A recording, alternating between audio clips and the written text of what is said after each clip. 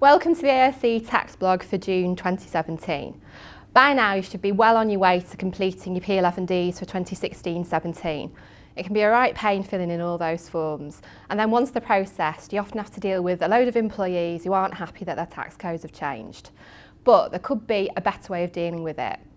In this post I want to talk to you about payrolling benefits. I'm classing this as a green issue, which means it provides an opportunity to simplify your systems and potentially improve the accuracy of the reporting of tax liabilities on an ongoing basis.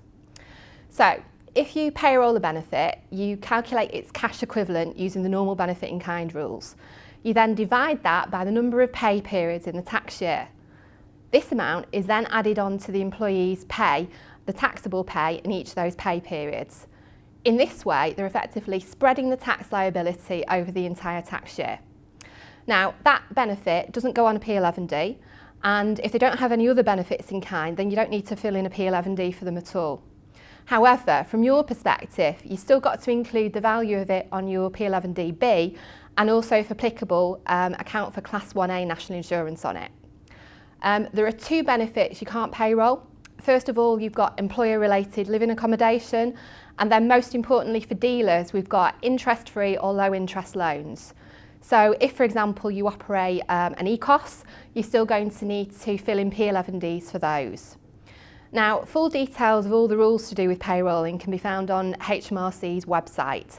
However, you've got to remember that you need to register with them before the beginning of the tax year and agree which benefits you're actually going to payroll. Dealers that I've spoken to who already operate payrolling have said that because they've got either fewer or even no P11Ds to complete, it makes it less stressful for them in the run up to July. Also, their employees tend to be a bit happier because they're more content with the tax that they're paying in an odd way, because they're paying a more accurate figure as they go along. Now, it all sounds great, but there are some practicalities you need to be thinking about. So first of all, look at those P11Ds you're doing at the moment and see how many of them have got excluded benefits on them.